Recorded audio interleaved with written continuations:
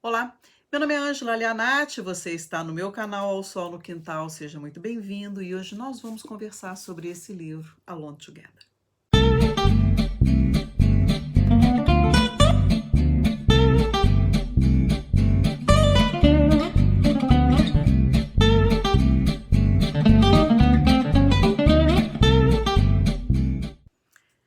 É uma conversa fundamental porque a tecnologia, eu acho que vocês já perceberam, ela tem nos deixado muito mais tristes e mais solitários, mais frustrados.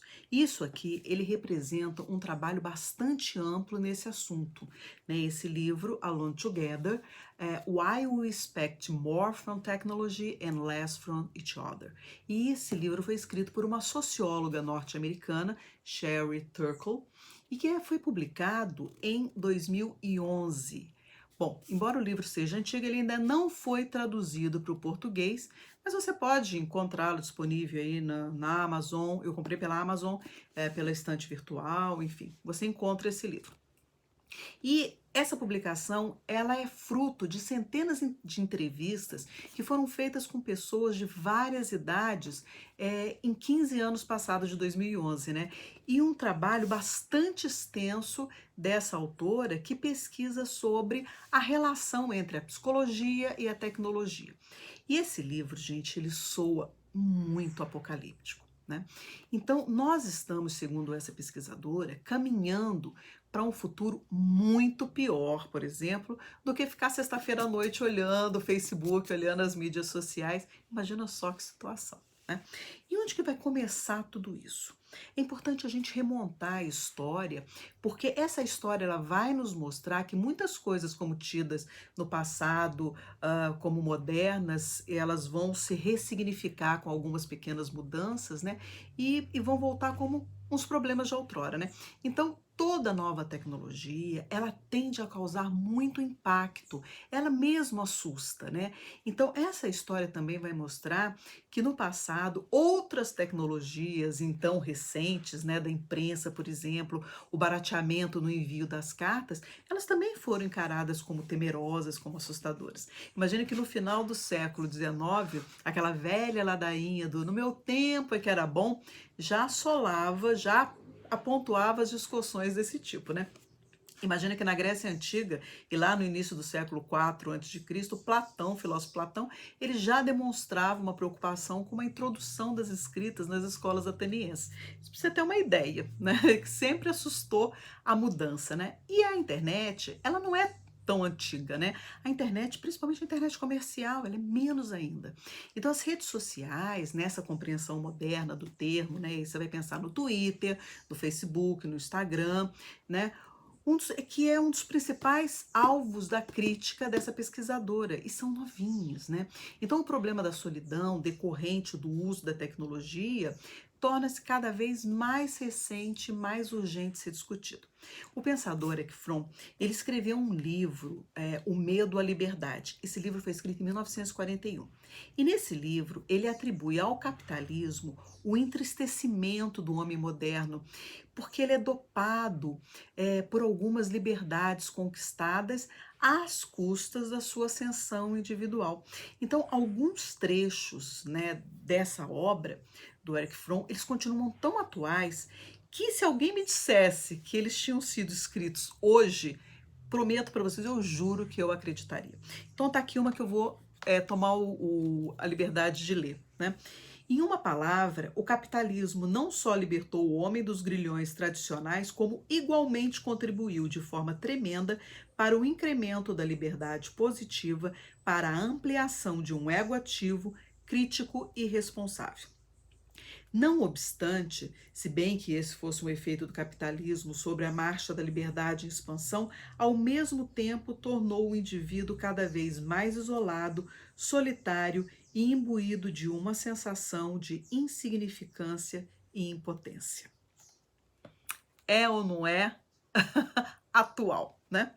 E aí, se a gente ousar, né, voltar um pouquinho mais no tempo, tem um livro do Isaac Asimov chamado Eu, Robô, que ele foi publicado em 1939. E aí a gente, nesse livro de contos, a gente vai se deparar com a Grace, que ela é mãe da Glória, uma menininha, que ela, sob a presença do robô Rob, né, que é um robô babá. E olha só o que ela diz, né? Eu não quero confiar minha filha a uma máquina. E não me importa o quão esperta seja. Ela não tem alma e ninguém sabe o que pode estar pensando. Uma criança não foi feita para ser guardada por uma coisa de metal. Hum? Ela não brinca com ninguém mais. Há dúzias de meninos e meninas com quem ela poderia fazer amizade, mas ela não quer. Ela nem chega perto deles, a menos que eu a leve lá. E isso não é jeito de uma menina crescer. Você quer que ela seja uma pessoa normal, não quer? Você quer que ela tome parte na sociedade, não quer? Isso, gente, está no livro de 1939. Acredite nisso, né? É assustador, né? Essa esse trecho desse livro, né?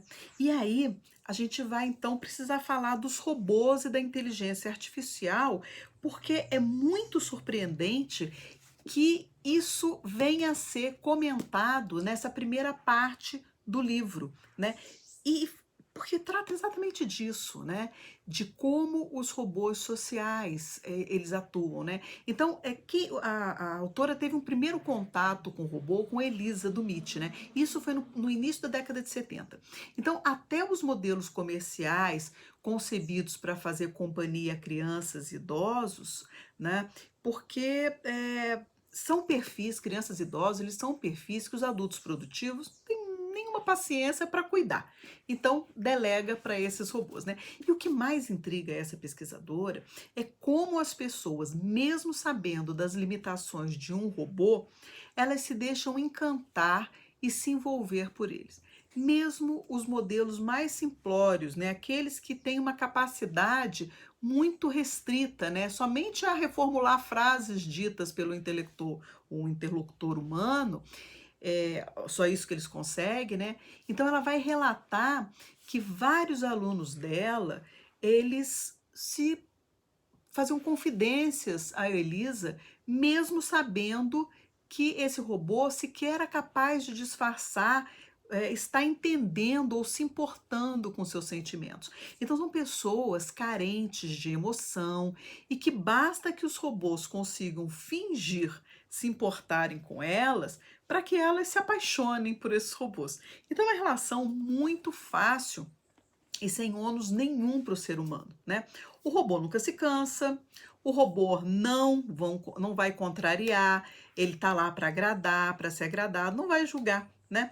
E também com a vantagem de poder ser desligado quando for conveniente, né? Então aquele urso que conta história, os aplicativos que tomam conta das crianças em restaurante, mesmo em casa, né? Quando os pais precisam fazer alguma coisa e querem que as crianças fiquem quietas, entrega o celular para elas e o celular vira o robô babá, né? Então, tem uma espécie de mantra, né, que ele é repetido várias vezes ao longo dessa leitura. Essa pesquisadora diz que o grande perigo dos robôs sociais ele vai se manifestar quando o bom, o bastante, se torna o melhor. E eles vão além de quem entra em contato direto com eles. Então, terceirizar trabalhos que são do ser humano, né, relacionados a crianças e idosos, isso vai quebrar vínculo, né, que por mais chatos ou desprezíveis que esse trabalho seja, ele vai moldar aquele senso de conexão que a gente tem com quem depende da gente, né? Então, quando a criança almoça com um aplicativo, eu pergunto como é que essa criança vai desenvolver uma empatia, associar isso a estar com outras pessoas, a melhorar a sua socialização. Não vai, né? Então, uma coisa que já foi apontado por muitos pesquisadores ao longo dessa história, né, é a questão desses robôs sociais que a autora se refere aqui nesse livro e que hoje a gente pode apontar como sendo os aplicativos de entretenimento. Ele se revela quando o mínimo de atenção que eles dispensam aos seus donos humanos, né, quem toma conta, somados, né, à falta de reações negativas a partir de nós, passa a ser tão reconfortante que dispensa essas interações mais complexas com outras pessoas, né? Então, um problema que começa a se desenhar nesse contexto do livro do Alone Together é essa ponte, né, com a internet e como tudo isso vai deixando a gente cada vez mais para baixo, né? Então a internet, ela vai nos deixando cada vez mais tristes, mais sozinhos, mais isolados, mais desamparados, né? Então essa autora, ela se apega a alguns problemas que são detectados em suas pesquisas, né, e que acabam por perpassar toda essa obra. Então, segundo essa pesquisadora, boa parte das interações online, elas se diluem em efeitos colaterais derivados delas próprias e pior, ainda respinga em outros aspectos da nossa vida, né? Então, o contato sem pausa, né, o estar sempre ao alcance de outras pessoas impossibilita a atenção completa. Então você conversa com alguém no Skype, no WhatsApp, enquanto você vê um outro site, ou vê um vídeo, né? Ou conversa com outro amigo em outra janela, em outra aba do seu computador. Então as pessoas vão se tornando descartáveis, né? E esse mesmo contato, né, com gente de toda a sua vida cria uma pressão surreal em uma performance na rede. Então você não quer parecer bobo, você não quer parecer sem opinião, você não quer parecer que não sabe das coisas. E aí você floreia o seu perfil, você publica fotos se divertindo, você se esforça, né, para que aquela sua persona online seja legal, seja interessante, né? E isso raramente vai funcionar, gente, porque a grama do vizinho, ela é sempre mais verde.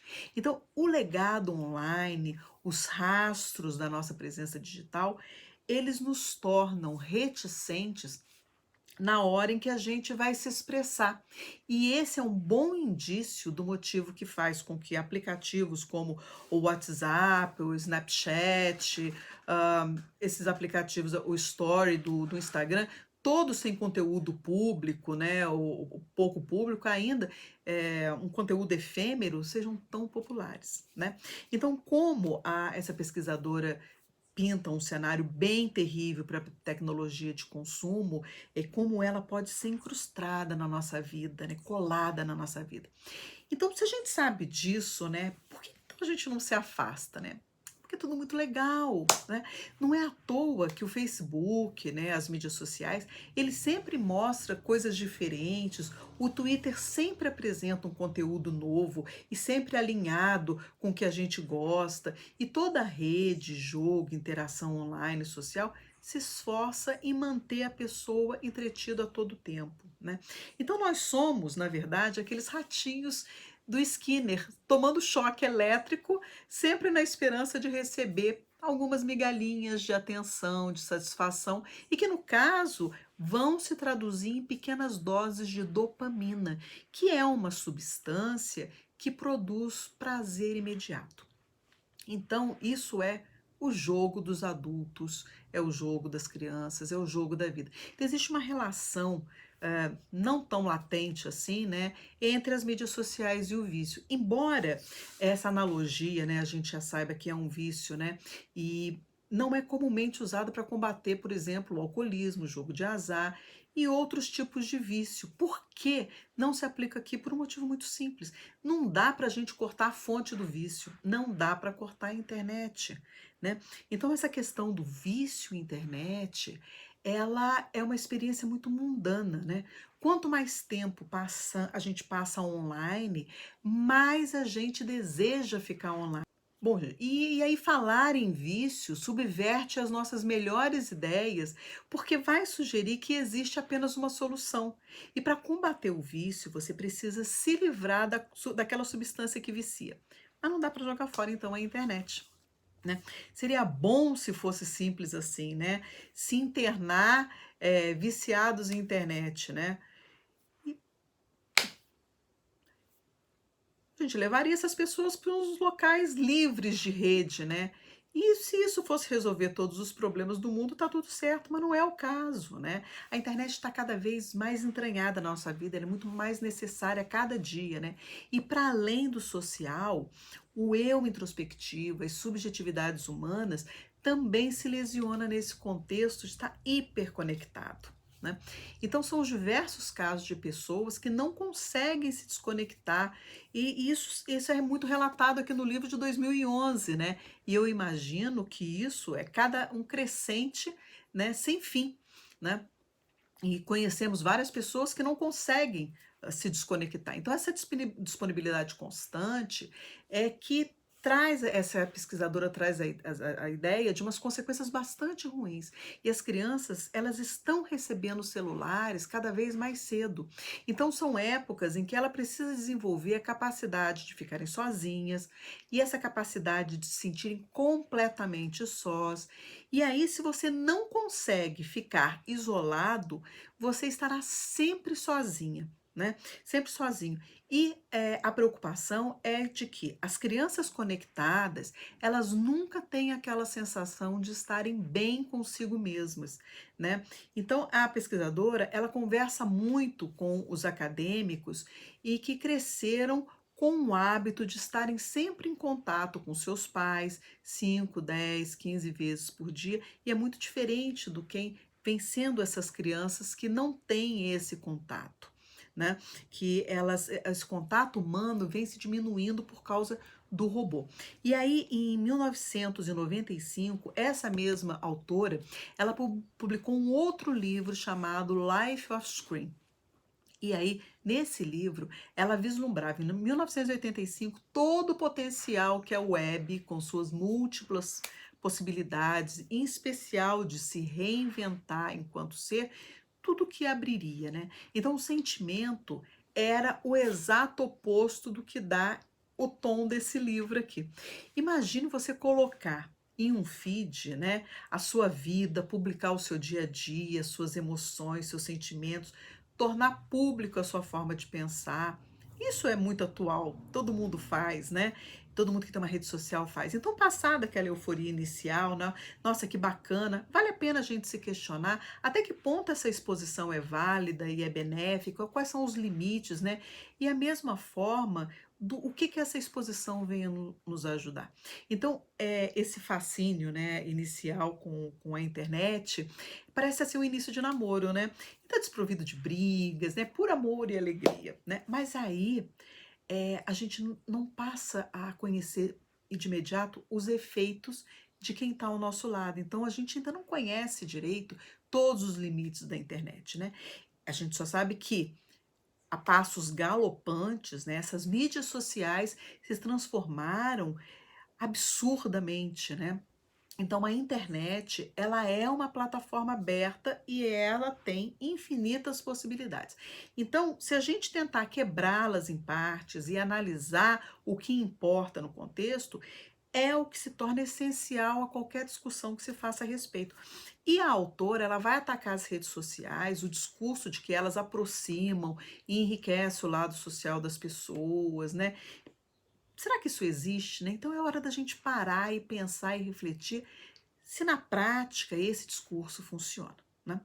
Então, se a gente remontar ao passado, antes da TV, e aí dizem por aí, né, que as pessoas se reuniam na rua após o expediente para colocar o papo em dia, para conversar, para ver as crianças brincarem, botavam as cadeiras na calçada, conversavam mais, né? E aí, antes da internet, veio a TV, mas a TV reunia a família na sala de estar, criava um lugar comum para aquelas pessoas dentro daquela casa, né? E como é que eram as conversas antes das redes sociais? Agora cada um fica no seu cômodo, né? Então lutar contra essa mudança, ela não é a melhor forma de abordagem, né? A gente precisa compreender e usá-la da melhor forma. E isso para mim faz mais sentido, né? E é muito chão pela frente, né? No que tange ao acesso de internet e porque ele já se estabeleceu como algo tão trivial, né? E em regra geral, ele é muito ofensivo à psique humana, né? E não vai ser nunca, né, como um saneamento básico, uma energia elétrica inofensivo, né, à nossa mente. O Facebook, por exemplo, ele não vem a ser um problema, né? Ele é um sintoma.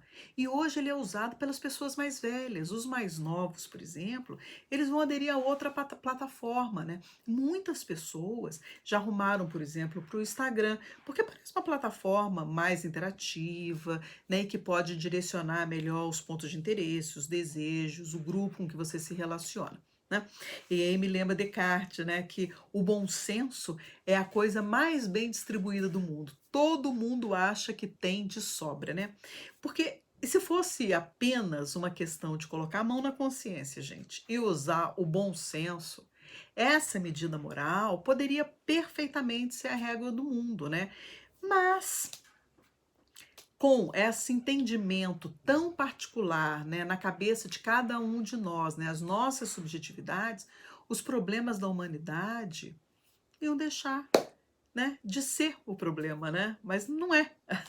Então, esse livro, quando ele foi lançado, ele foi muito criticado, mas ele se mostra cada vez mais instigante. Então, é preciso muita discussão, muita conversa, né, para que essas invenções que são incríveis para a humanidade, né, e já deixaram uma marca indelével na gente, não sejam deturpadas e acabem por transformar todas as pessoas em zumbis, adoradores da tecnologia, né, pessoas bitoladas com uma tela, né, que mostra e satisfaz as nossas necessidades com migalhas de atenção humana, né? E pior ainda, né, alguma inteligência artificial muito rasteira, né? E por mais contraditório que venha aparecer o livro Alone Together, ele tem um título maravilhoso, extremamente adequado a esse conteúdo, e essa discussão é que chama a uma urgência, né? Então, a leitura desse livro ela é fácil, mas ela fica um pouquinho cansativa só na segunda parte, porque é uma estrutura que é muito pautada por entrevistas, né? Mas depois ela flui tranquilamente e você vai conseguir ler, tenho certeza, né? É uma obra fantástica. Então, por hoje é só. Me diga se você já conhece essa obra e o que que você achou. Obrigada, um beijo, tchau.